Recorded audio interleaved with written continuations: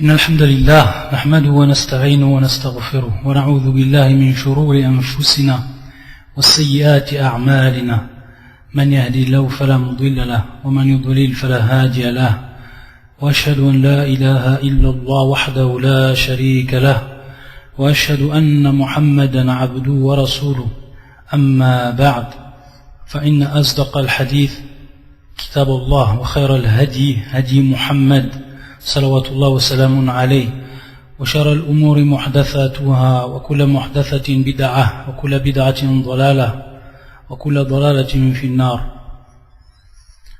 Donc nous poursuivons bi'idhnillah wa bi'awnillah azza wa jal l'explication, ou plutôt cette série de cours que nous avons nommée l'ornement précieux des époux vertueux et qui regroupe les informations principales qu'il faut savoir par rapport à la jurisprudence qui est en relation avec la famille.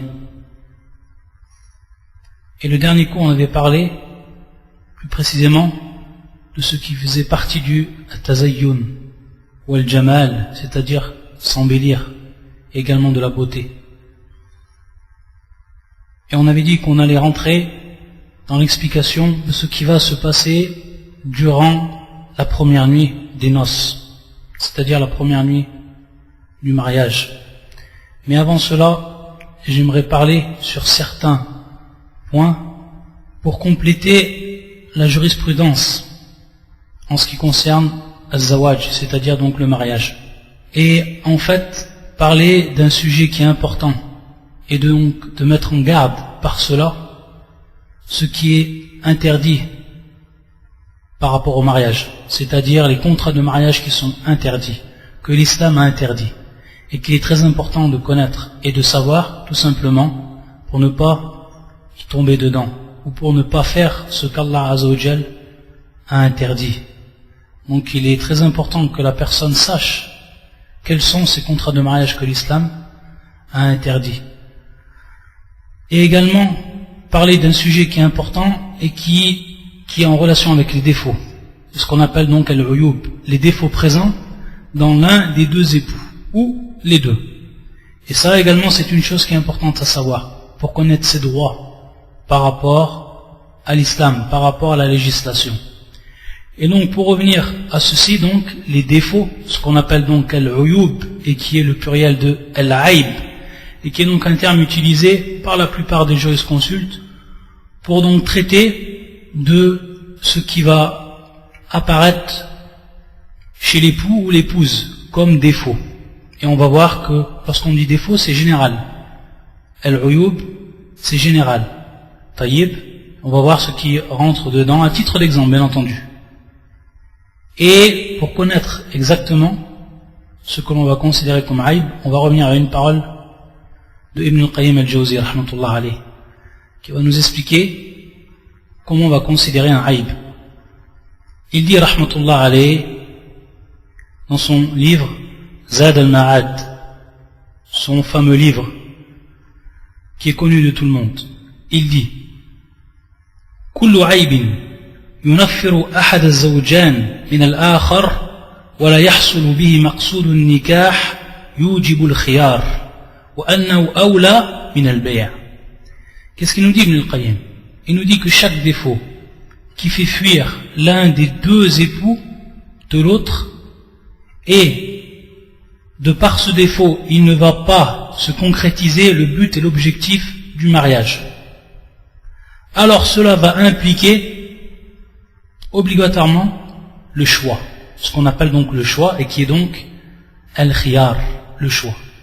Et ici, dans ce qui est du mariage, c'est à plus forte raison, c'est-à-dire que ce choix, il va être à plus forte raison que dans le domaine du commerce. Sachant que dans le commerce, c'est à ce qu'il fait allusion à cela, à Ibn al-Qayyim, que dans le commerce, bien entendu, si une personne nous vend une marchandise et qu'il a caché le défaut qu'il y avait dans cette marchandise, alors automatiquement, on aura droit ensuite au choix, al-khiyar, c'est-à-dire donc de rendre cette marchandise, soit de l'accepter ensuite comme elle est, ou alors de la rendre. Taïb. Ici au niveau du mariage, il nous dit Ibn al-Qayyim, il est également possible de faire ce choix-là et d'avoir ce choix-là. Et même, c'est à titre obligatoire. Ça implique yujib, c'est-à-dire que ça implique, et ça de manière obligatoire, le choix. C'est-à-dire que la personne a le choix. Donc, si une personne va voir, que ce soit l'époux ou l'épouse, elle va voir donc dans l'autre ce qui va la faire fuir, c'est-à-dire une caractéristique ou autre, alors à ce moment-là, elle a le droit. Et bien entendu, de par ce défaut-là, il ne peut être concrétisé le mariage. Et le mariage, bien entendu, les buts du mariage, qui est de se protéger du haram, et également d'accomplir, comme on l'a vu, et comme on l'a déjà expliqué dans nos premiers cours, de pouvoir accomplir son adoration de la meilleure des manières, c'est-à-dire donc en harmonie avec la nature humaine. C'est-à-dire donc avoir une épouse, et que l'épouse a un époux, et de par là donc concrétiser ce qu'Allah Azzawajal a voulu de nous, et également pour ce qui est des enfants. Tout ce qui rentre donc, de façon générale dans les objectifs et les buts du mariage. Donc à partir de là, si la personne a un défaut, et qu'on ne peut, à partir de ce défaut, concrétiser cela, alors bien entendu, ici, on va avoir le choix. Du fait que ça va nous faire fuir de voir ce défaut. Et à titre d'exemple, l'impuissance. Par exemple, l'impuissance d'un homme. Et là, ça c'est considéré comme un défaut. Si la personne ne l'a pas indiqué et qu'ensuite donc la femme s'en aperçoit, alors elle a le droit donc ici au choix. On lui donne donc al-khiyar.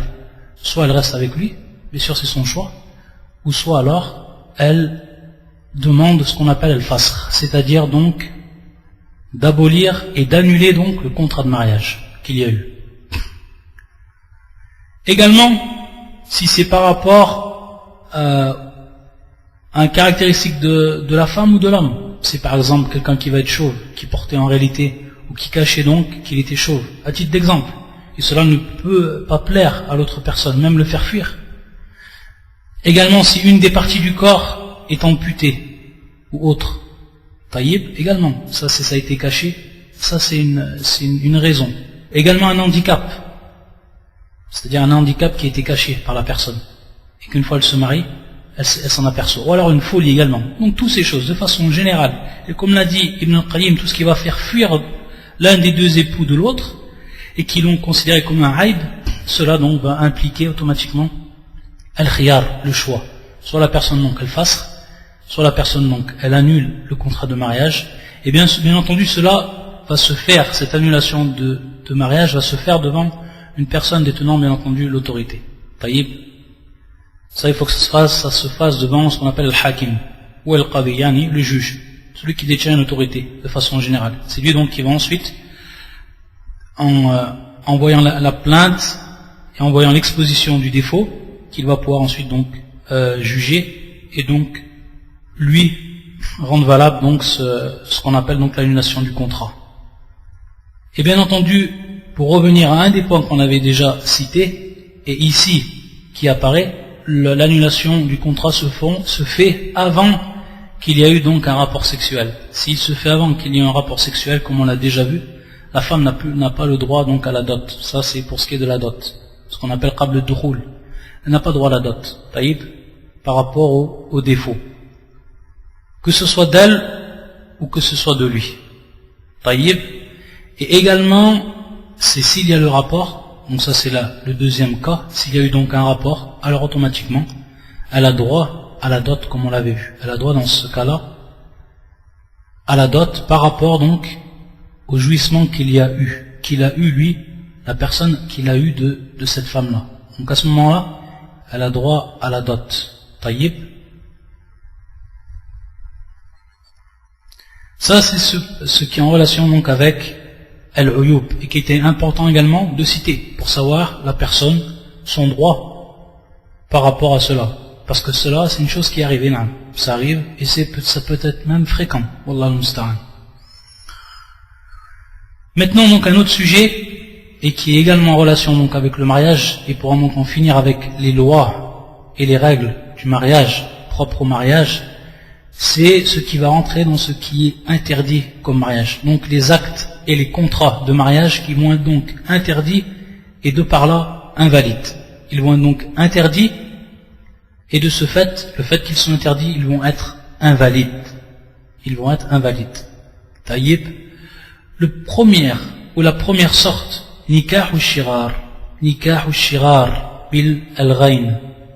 Nikah ou shirar, ça c'est un nikah et donc un mariage, c'est une sorte de mariage donc qui est interdit et dont l'islam a interdit de par la parole du prophète sallallahu alayhi wa sallam. Et pourquoi ça a été nommé ash-shirar? Pourquoi ça a été nommé de cette façon-là? Certains savants disent que ça revient au terme ash-shurur, et qui est en fait al-khulu min al-iwab. C'est ce qui est donc dénué de toute compensation. Ce qui va donc dénuer de toute compensation. Et bien entendu, on va comprendre ici par compensation la compensation de la jouissance. La compensation de la jouissance. Pourquoi? Parce qu'on a vu que la dot, c'était également une compensation par rapport à la jouissance que l'homme il a de cette femme-là. Taïb. Et donc ici on va voir que dans ce cas-là, la dot, elle va être supprimée. Et donc à partir de là, ça va rentrer dans le terme ash-shurur, qui est donc al-khulu min al-iwab. Donc tout ce qui est dénué de toute compensation. Ou, autres savants disent que ça revient au terme et au verbe shagara al-kalb. Qu'est-ce que ça veut dire ça? Tout simplement, le chien, bien entendu, akramakumullah, lorsqu'il lève sa patte pour uriner, c'est un acte qu'il fait qui est connu donc du chien et que l'on traduit en langue arabe par ce verbe-là, shagara al-kalb, qui est donc cette action que fait le chien. Pourquoi certains savants ont fait revenir ce terme à cela? Parce que tout simplement c'est un acte qui est laid et qui est très laid. Un acte qui est laid et très laid. Wallah al-musta'an. Et donc de par cela, ce contrat de mariage, il rentre dans ce même domaine de laideur. Et on va revenir à un hadith du prophète sallallahu alayhi wa sallam pour comprendre qu'est-ce que c'est. C'est un hadith de Ibn Omar radiyallahu ta'ala anhuma et qui est un hadith muttafaqun alayh, rapporté par l'imam al-Bukhari et l'imam Muslim, où le prophète sallallahu alayhi wa sallam a dit Anna Rasulullah sallallahu alayhi wa sallam naha an al-shirar. Anna Rasulullah naha an al-shirar. C'est-à-dire, il nous dit Ibn Omar que le prophète sallallahu alayhi wa sallam a interdit donc ce mariage-là, al-shirar. Donc on reprend donc le terme. Et ensuite, wa-shiraru an yuzawwija ar-rajulu ibnatahu ala an yuzawwijahu al-akhar ibnatahu wa laysa baynahuma sadaq. Wa laysa baynahuma sadaq. Qu'est-ce que donc veut dire ce hadith? Et qui va donc nous donner l'explication de ce qu'est al-shirar et qui est donc interdit. C'est tout simplement que l'homme va marier sa fille à un autre homme et que ce même homme, il va marier lui également sa fille à cet homme-là. Donc on voit ici tabadoul, donc comme un échange. Et qu'est-ce qu'ils vont faire? Ils ne vont pas donner en fait de dot. Ils vont annuler la dot. Donc ils vont annuler ce qui est dans un premier temps obligatoire. Taïb. Parce qu'on a vu que la dot, ça faisait même partie considérée comme une condition ou une obligation. Suivant bien sûr, et comme on l'a compris, on l'a expliqué dans les cours précédents. Donc on va voir ici que c'est strictement interdit. Et que celui qui fait cet acte-là, son contrat, non seulement, bien entendu, il fait un péché, mais en plus de ça, son contrat, il est invalide. Il ne peut être validé, ce contrat-là. Taïb. Et comme nous l'explique également Cheikh al-Islam Ibn Taymiyyah, pour bien nous faire comprendre pourquoi cela a été interdit. Tout simplement, ou les aspects d'interdiction de cet acte-là, c'est qu'Al-Wali, dans un premier temps, celui qui est responsable. Et bien entendu, ici, il est donné en exemple la fille du tuteur. Mais ça peut être autre. C'est-à-dire que le tuteur, il peut avoir une autre personne sous sa tutelle que la fille. Taïb, comme on a vu, et comme on l'a déjà expliqué. Le tuteur, c'est pas obligatoirement le tuteur uniquement de sa fille. Ça peut être quelqu'un, bien entendu, proche de lui, qui va être, ou dont il va être le tuteur. Taïb, que ce soit le grand-père par rapport à la fille, ou que ce soit autre, à la kulli hal. Donc c'est de façon générale. Al-Wali, celui donc qui est tuteur, il n'a pas le droit de faire cet acte-là. Et pourquoi cela? Parce qu'on lui a donné la responsabilité de celui qui est sous sa tutelle, et que cette responsabilité donc va s'arrêter à l'intérêt de la femme. Taïb. Donc c'est un regard qu'il porte d'intérêt pour cette femme-là, c'est-à-dire qu'il doit concrétiser l'intérêt de cette femme-là. Alors qu'ici, on va voir que c'est plus de l'intérêt, mais c'est du shahwa, c'est du désir. C'est-à-dire c'est un désir qu'il y a eu entre les deux et qu'ils ont ensuite donc délaissé ce qu'on appelle donc as-sadaq, donc la dot. Taïb. Et également, on s'aperçoit donc comme on l'a donc expliqué, c'est que as-sadaq, et ça on l'a déjà expliqué, c'est que la dot c'est un droit qui revient à la femme. C'est un droit qui revient à la femme. Taïb. Et ici son droit, il a été annulé. Donc c'est également un aspect qui a fait que ça devient donc interdit. Et à partir de là, qu'est-ce qu'on va comprendre? Et comme nous l'ont expliqué les savants, on va comprendre si une personne, par exemple, est tuteur de sa fille ou d'autre, et qu'un autre tuteur également est le tuteur donc d'une autre personne, d'une autre femme, si les deux voient un intérêt qu'ils se marient donc avec celle qui est sous sa responsabilité, taïb, il n'y a pas de mal à ça, mais à une condition, c'est que les deux vont donner à chacun à sadaq, ça c'est la première condition, c'est-à-dire que la dot va bel et bien être donnée, contrairement ici à Shirar, où la dot est supprimée, ça c'est dans un premier temps. Et dans le deuxième temps, c'est qu'il y a bien entendu l'accord, comme on l'a vu, ça c'est une condition également, idn al-mar'a, c'est-à-dire donc l'accord, en l'occurrence ici des deux femmes qui vont être concernées, ou des deux filles qui vont être concernées. Si elle a l'accord, et si la personne est, comme on l'a vu également, yani kouf, c'est-à-dire donc équivalent à elle, alors dans ce cas-là, il n'y a pas de mal. Ici la sadaq, elle est donnée. À chacun, elles ont eu donc leur dot. Taïb. Par rapport à cela, comme on rappelait Ahlul Ilm, il n'y a pas de mal. Ça ne rentre pas fi shirar. Shirar, comme on a dit, c'est lorsqu'on enlève donc sadaq, c'est-à-dire la dot. Et qu'on fait ça donc par que le wali, il fait ça pour son propre intérêt, pour qu'il n'ait pas payé en fait de dot. Taïb. Et qu'il s'accorde donc les deux. Donc c'est dans ce sens que c'est interdit. Et bien entendu que la dot, c'est-à-dire qu'ils disent en préliminaire qu'on supprime la dot ou qu'ils ne les disent pas, mais que cela revient bien entendu à leur niya et qu'ensuite il n'y aura de toute manière pas de dot. Dans ces deux cas également, ça reste dans ce qu'on appelle le shirar. Donc voilà pour ce qui est de du premier contrat qui va être strictement interdit et donc qui va être invalide, qu'on ne peut valider. Taïb. Ensuite, le deuxième nikah, c'est ce qu'on appelle nikah al-muhallil. Ce qu'on appelle nikah al-muhallil. Nikah al-muhallil. Et pourquoi ce terme al-muhallil? Ça on l'a déjà expliqué, c'est-à-dire en dehors des cours, pour répondre à une question. On sait qu'en islam, il y a une règle qui est précise par rapport au talaq, c'est-à-dire le divorce. Et il faut savoir qu'à l'époque de la Jahiliya, donc avant la venue de l'islam, il faut savoir que les gens, et particulièrement donc les Arabes, ils n'avaient aucune limite pour ce qui est du talaq. C'est-à-dire qu'ils pouvaient divorcer leur femme autant qu'ils voulaient et ensuite la reprendre autant qu'ils voulaient. Il n'y avait pas en fait, par rapport à l'adad, par rapport au nombre, de limites. Et donc, Allah Azza wa Jal, dans son livre, il a abrogé cela.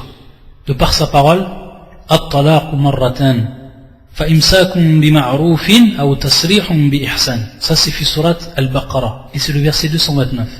C'est le verset qui est venu abolir en fait cette règle qui se trouvait donc chez les Arabes d'avant l'islam et qui était donc de ne pas se restreindre à un seul ou plutôt à 3 talaq. Donc lorsque le verset il est descendu, donc si on l'écrit at-talaq marratan, c'est-à-dire que le divorce c'est de 2 fois. Qu'est-ce qu'on a compris à partir de là?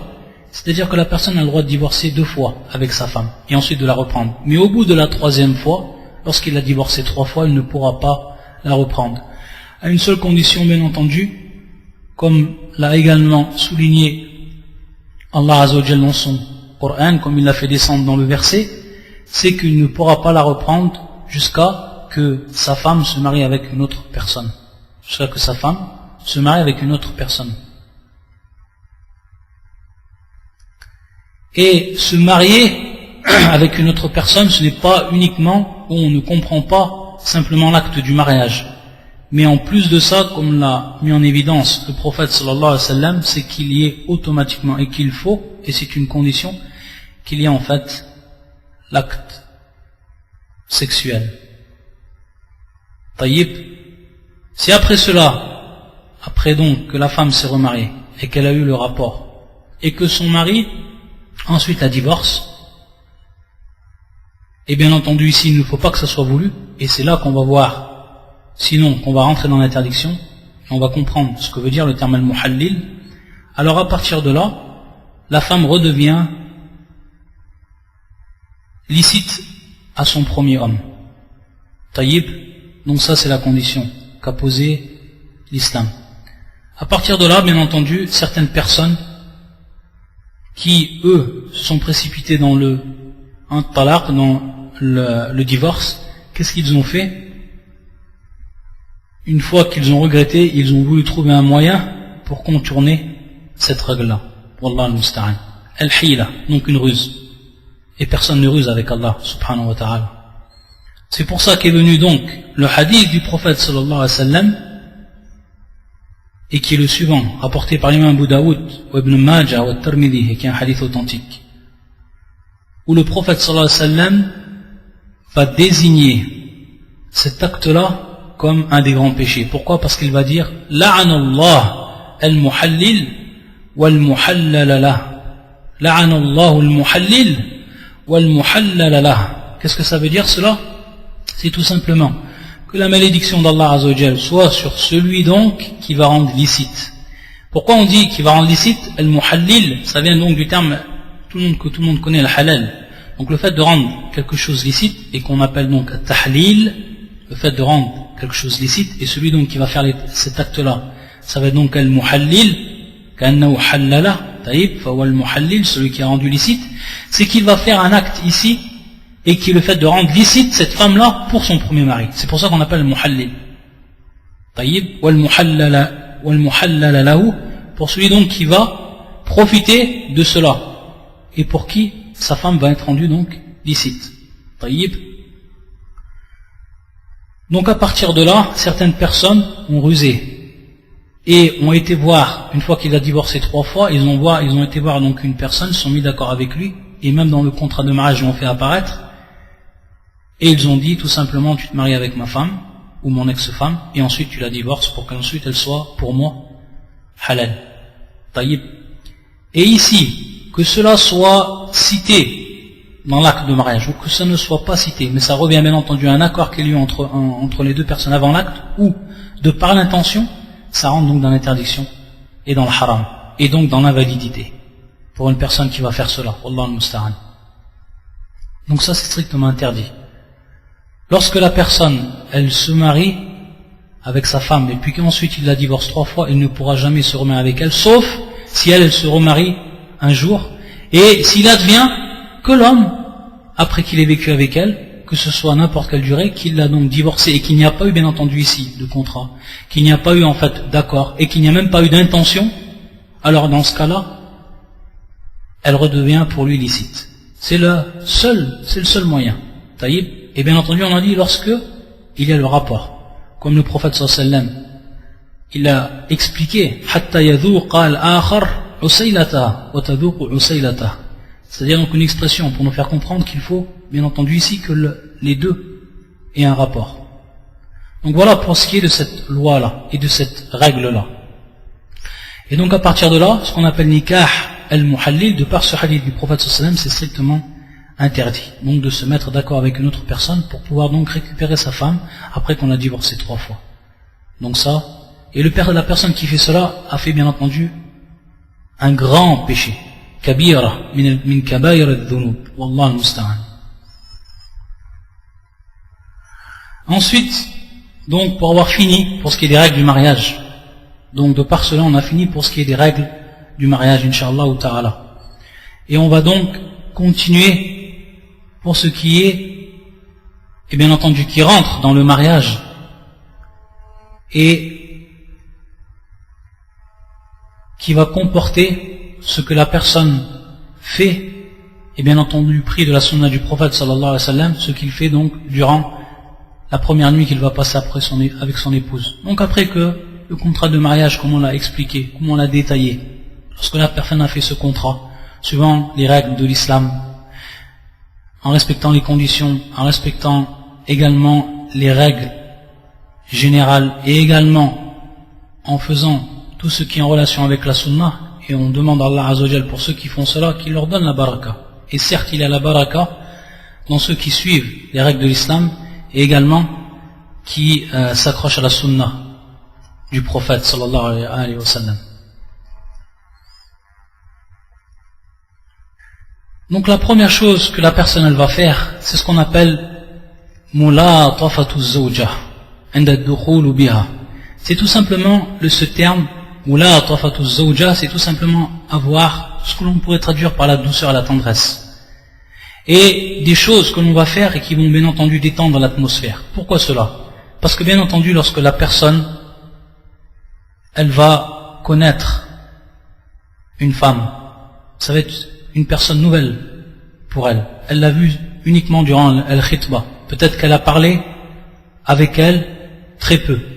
Et on a vu bien entendu par rapport à cela les règles. Et donc quelqu'un qui est inconnu, que ce soit pour l'un ou que ce soit pour l'autre. Et donc cette première nuit qu'ils vont passer ensemble, il y a certains points à respecter pour justement que ça se passe de la meilleure des façons. Et comme on sait, lorsqu'on a cité cette atmosphère qu'il va avoir, ça va bien entendu engendrer un stress. Et ce stress-là, on voit comment le prophète sallallahu alayhi wa sallam, dans sa sunna, il nous a indiqué des choses qui sont de manière générale, mais que l'on prend en considération pour pouvoir donc, ce qu'on pourrait appeler détendre l'atmosphère, et pour que la chose se passe de la meilleure des façons.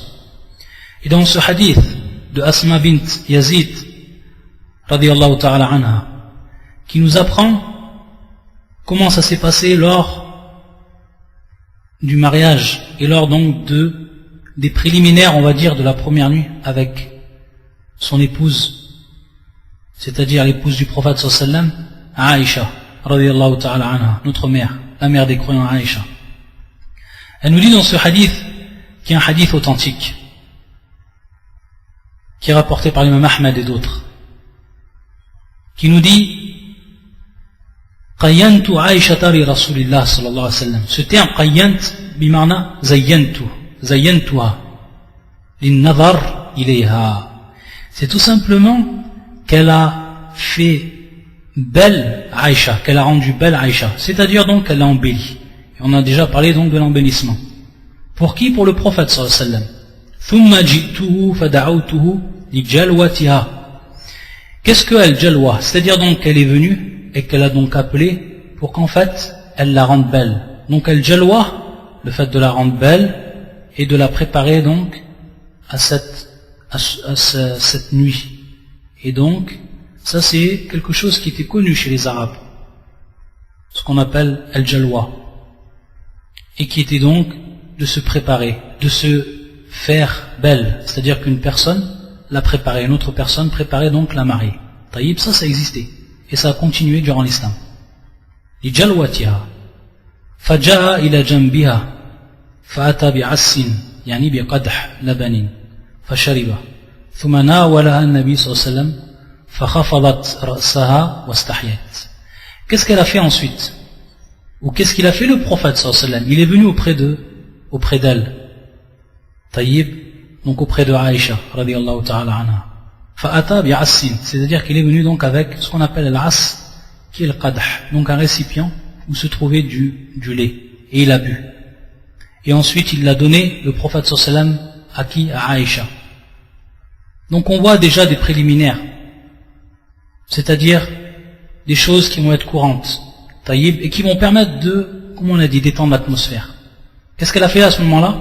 Aïcha, fakhafadat rasa, c'est-à-dire donc qu'elle a rabaissé sa tête, wastahyat, et qu'elle a eu honte. Et dans ce geste-là de Aïcha, on va comprendre également ce qu'on appelle le dalal. Qu'est-ce que le dalal au niveau de la langue arabe? c'est bien entendu ce qu'on pourrait traduire par coquetterie. Et c'est ce qui va advenir de manière naturelle d'une femme, c'est-à-dire donc des gestes féminins. Et bien entendu, cela est une chose que la femme y conserve. Elle a des gestes qui sont féminins, et ces gestes-là, de par son naturel, vont plaire à l'homme. Des choses dont il est attiré par son épouse. Et c'est ce qu'elle a fait donc à Aïcha. Donc elle a rabaissé sa tête, et bien entendu, comme elle était jeune, et comme cela est le cas de toute femme qui va donc être bikr, qui va donc être vierge, elle a eu cette honte-là, qui est naturelle, et qui rend la femme encore plus belle. Et non. La femme qui a honte par rapport à cela, c'est tout simplement dans son naturel, et c'est ce qui fait également sa beauté. Donc on voit ici, de par ce geste qui est simple du prophète sallallahu alayhi wa sallam, lorsqu'il est venu donc avec ce récipient de lait et qu'il l'a donné, tout cela en fait, on va comprendre déjà dans cette sunna, c'est que on ne commence pas directement par ce qu'on pourrait appeler l'acte. Si on dit cela, c'est que cela arrive malheureusement. C'est beaucoup de gens qui sont des djouhal, qui sont ignorants du adab, qui sont ignorants de beaucoup de choses, et qui dès que la noce est finie et qu'il rentre donc pour la première nuit, la première chose qu'il fait, c'est cet acte-là. Bien avant qu'il y ait donc un préliminaire. Comme le prophète sallallahu alayhi wa sallam ici, de par sa sunna qui rentre bien entendu ici dans le geste qu'il a fait, qui nous prouve donc qu'il y a un préliminaire, et que tout cela, derrière, se cache bien entendu une hikmah, que tout ce qu'a fait le prophète sallallahu alayhi wa sallam, ce n'est pas pour rien, durant sa vie. Et dans toutes les choses de sa vie, salawatullah wa salam alayhi, sachant qu'il nous a tout appris le prophète sallallahu alayhi wa sallam, tout.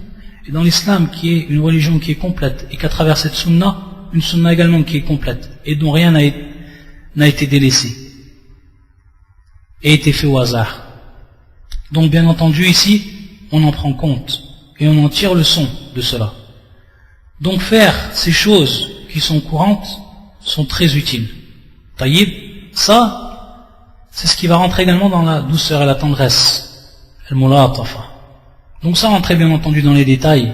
On a à travers ce hadith beaucoup de choses qu'on va pouvoir donc profiter.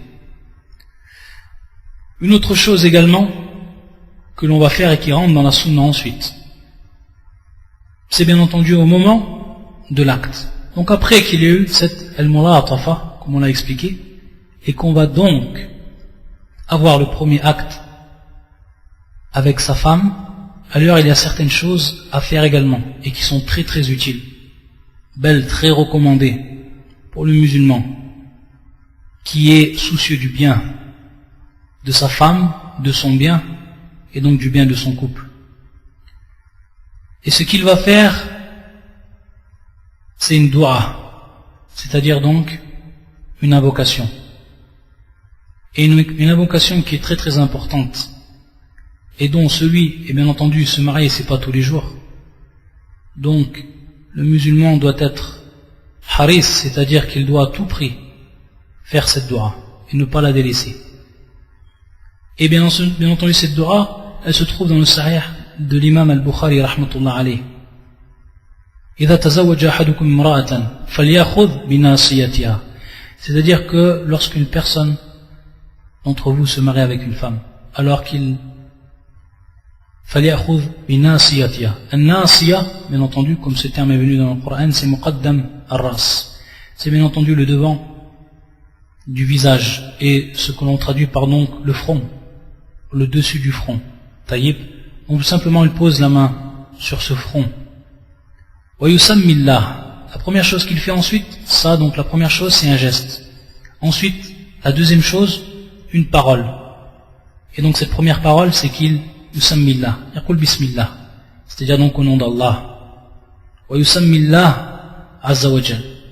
Wa yad'u bil baraka. La deuxième chose ensuite, ou plutôt la deuxième parole qu'il dit, et donc la troisième chose, wa yad'u bil baraka, c'est-à-dire donc qu'il invoque de par al-baraka, c'est-à-dire donc demander tout simplement al-baraka, talab al-baraka, de demander donc la bénédiction pour cette femme, de demander la bénédiction également pour ce qui va donc ensuite advenir, et qu'ensuite ils disent donc cette dua ici qui va être bien précise et qui est donc le quatrième acte qu'il va faire, et qui est donc cette dua la suivante: Allahumma inni as'aluka min khayriha wa khayri ma jabaltaha alayhi.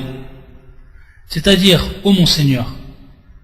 Donc on voit que le mu'min, subhanallah, le croyant à tout instant de sa vie, toujours il en revient à Allah Azzawajal, et toujours il invoque Allah. Même dans ce moment-là, dans ce moment intime, et dans ce moment qui a une grande importance dans sa vie, il va donc invoquer Allah Azzawajal. Regardez, subhanallah.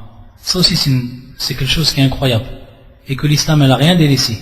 Que toujours le croyant, il a son cœur accroché avec Allah subhanahu wa ta'ala. Et cela à tout moment. Allahumma inni as'aluka min khayriha, c'est-à-dire je te demande de son bien. Wa khayri ma jabaltaha alayh. Jabaltaha bima'na khalaqtaha wa taba'taha alayh. C'est-à-dire donc de ce que tu l'as créé, le bien que tu as donc créé, sur lequel tu l'as créé, ce bien qui se trouve en elle, qui est présent. Khalaqta wa taba'ta, et ce bien bien entendu que tu lui as donné comme nature. Comme nature donc, comme sa propre nature. Min khayriha wa khayri ma jabalta alayh. Wa a'udhu bika min sharriha wa sharri ma jabaltaha alayh. De même qu'on demande donc le bien et du bien sur lequel elle a été créée cette femme, de l'autre côté également, en sens opposé, on demande la protection de son mal et du mal sur lequel il a été ou elle a été créée. Et bien entendu l'homme, il a en lui le bien, il a en lui le mal.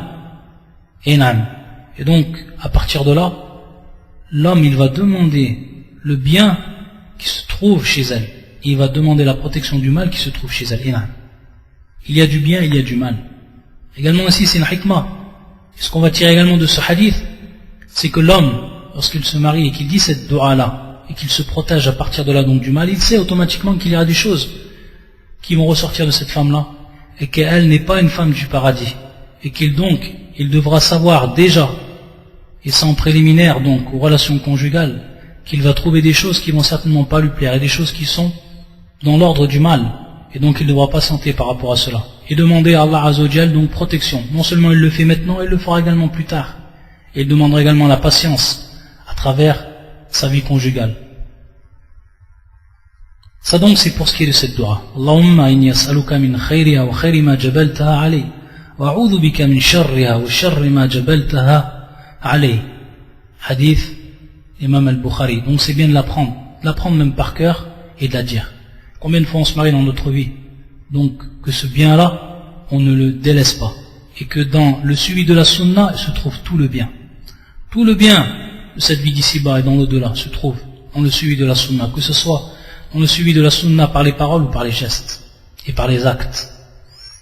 Ensuite, qu'est-ce qu'il fait également? Une chose qui est très importante également et qui va lui apporter également al-baraka, la bénédiction pour le futur. C'est que tout simplement, il prie. Il prie avec sa femme. C'est-à-dire que lui il prie et sa femme prie derrière lui. Et ça on va le prendre le hadith qui est également authentique, ou plutôt Hassan, qui est valable, qui est hadith rapporté par l'imam Abu Daoud et d'autres. قال عبد الله بن مسعود يوصي رجلا تزوج شابة بكرا وقد خشي أن تبغضه. Abdullah ibn Mas'ud, il a donné un conseil à un des hommes qui venait de se marier avec une femme qui était jeune et qui était vierge. Et il a eu peur, cet homme-là, il a eu peur qu'elle le déteste. Parce que tout simplement, la première nuit, bien entendu, elle est importante. Elle peut avoir également des conséquences pour plus tard, la première nuit. Donc c'est pour ça que c'est quelque chose qu'il faut le faire, ou il faut la faire de la meilleure des manières, et appliquer donc ces sunnahs, et ne pas les délaisser. Pour qu'Allah Azzawajal ensuite nous donne la baraka. Et on sait que le tawfiq, ou le baraka, c'est-à-dire que l'accord, la réussite, et la baraka, ça vient d'Allah Azzawajal. Ça vient pas de toi, de tes qualités, mais ça vient d'Allah Azzawajal. Donc en revenir tout le temps à Allah Azzawajal, demander ce tawfiq, à n'importe quel moment, et même juste à ce moment-là, jusqu'à dans cette première nuit. Et donc il a eu peur qu'elle le déteste. Qu'est-ce qu'il lui a donné comme conseil à Abdullah ibn Mas'ud? Donc, il va donc le ramener à Allah Azzawajal. Regardez encore. Ce grand compagnon, Abdullah ibn Mas'ud, l'un des plus grands savants parmi les compagnons, un des plus grands savants de l'islam. Il va lui donner ce conseil, un conseil en or. إذا تتك, c'est-à-dire lorsqu'elle va venir auprès de toi. فأمرها أن تصلي وراءك ركعتين, c'est-à-dire donc donne-lui l'ordre qu'elle prie derrière toi 2 rak'ah. طيب. وقل, et dis ensuite donc Allahumma barik li fi ahli wa barik lahum fiya, c'est-à-dire tu vas demander à Allah Azza wa Jalla la baraka, tu vas dire quoi, mon Seigneur, donne-moi la bénédiction dans elle, et wa barik lahum fiya, et donne-lui donc la bénédiction par rapport à moi ou dans moi, c'est-à-dire donc ici par rapport aux relations, ça va être donc dans les deux sens. Allahumma jma' baynana ma jama'ta bi khairin, c'est-à-dire qu'on va demander également qu'Allah Azza wa Jalla nous rassemble donc entre elle et donc et son époux dans le bien qu'il a rassemblé, ma jama'ta bi khair, dans le bien donc qu'il a rassemblé, c'est-à-dire qu'il nous rassemble donc dans le bien, qu'il nous rassemble, on demande à Allah Azza wa Jalla qu'il nous rassemble dans le bien. Et c'est pour ça que il est dit dans une autre riwayat de ce hadith, innal ilf min Allah wal firq min ash-shaytan yuridu an yukarriya ilaykum ma ahalla Allah lakum, c'est-à-dire que al-ilf, qui est donc le rassemblement, etc., vient d'Allah Azza wa Jalla. Wal-firq, qui est le contraire, la séparation, vient du shaitan. Et il nous dit yuridu an yukarriha ilaykum ma ahalla Allah lakum, c'est-à-dire qu'il veut vous faire détester ce qu'Allah Azza wa Jalla vous a rendu licite. Combien de choses le shaitan il nous embellit, alors que c'est des choses qui sont illicites et qui font partie des ruses du shaitan. Et combien de choses où il y a que le bien, et dont le shaitan, lorsqu'il sait cela, il sait ce bien qui s'y trouve, qu'est-ce qu'il fait par rapport à l'homme? Il lui insuffle que cela c'est un mal et que cela n'est pas bien, et il le rend détestable auprès de lui, alors que c'est ce que Allah Azza wa Jalla lui a permis. Et c'est pour ça qu'on voit beaucoup de personnes qui se sont éloignées d'Allah et dont le shaitan a une grande emprise sur eux. Ils vont voir les choses qui sont illicites comme quelque chose de bon, comme quelque chose de délicieux, tout ce qui est dans l'illicite.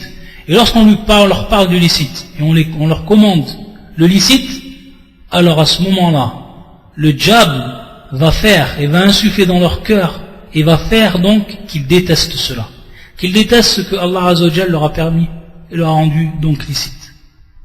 Allah al-Musta'an.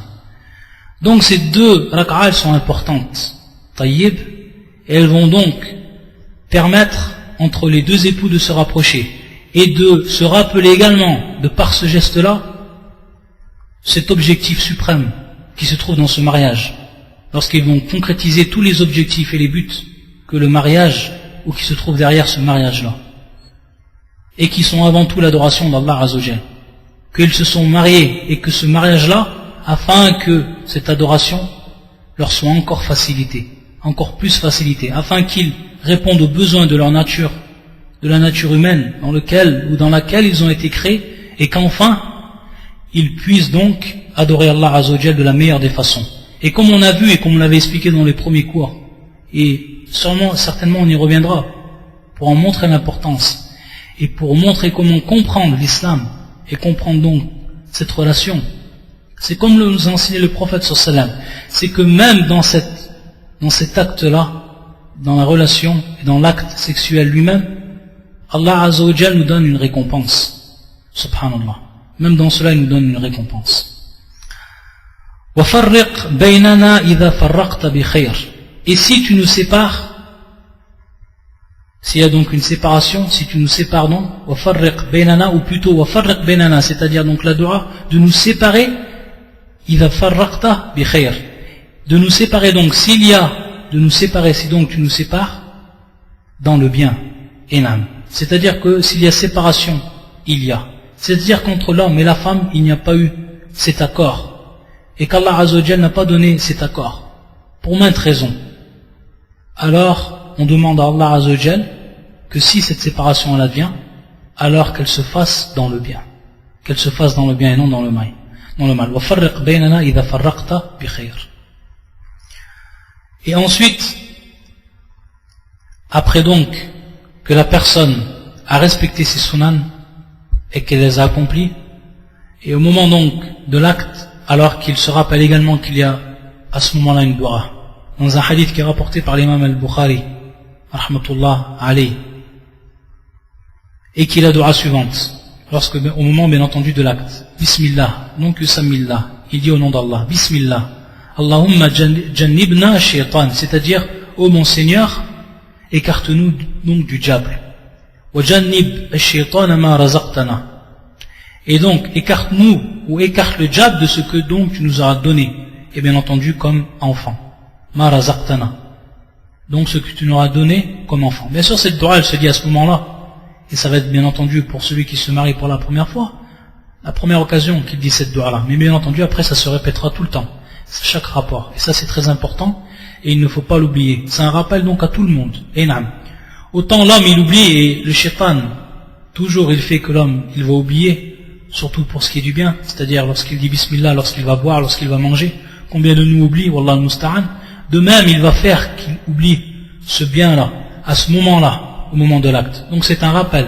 Non seulement c'est un apprentissage pour les nouveaux, mais également un rappel pour les anciens. Bismillah, Allahumma jannibna shaytan wa jannib shaytan ma razaqtana. Tayyib. Et le prophète sallallahu nous a également dit, par rapport donc à cette dua, et pour nous prouver son importance, فَإِذَا قَضَى اللَّهُ بَيْنَهُمَا وَلَدًا, que si Allah Azzawajal donne un enfant, c'est-à-dire qu'il y a de cet acte-là qu'Allah Azzawajal yaqdi wa yuqaddir, c'est-à-dire qu'Allah Azzawajal prédestine cet enfant-là. Alors, si on a dit cette dua, lam yadurrahu ash-shaytanu abadan, c'est-à-dire donc que le diable ne lui sera d'aucun préjudice à cet enfant donc qui naîtra ensuite. Donc regardez donc l'importance de cette dua et qu'il faut toujours se la rappeler. Ensuite, pour ce qui est donc de la relation, et ça sera donc en fait le prochain cours. Et on verra à partir de là quelle est la base, au niveau bien entendu du caractère licite et illicite, quelle est la base par rapport donc à la relation sexuelle. Et on regardera également et on verra tout ce qui est interdit. Ce que bien entendu est shar, c'est-à-dire la législation, que ce soit dans le Coran ou que ce soit dans la Sunna, nous a interdit de faire.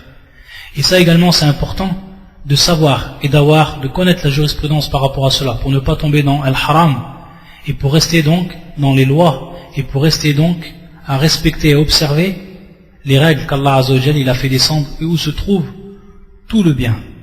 سبحانك اللهم وبحمدك أشهد أن لا إله إلا أنت أستغفرك وأتوب إليك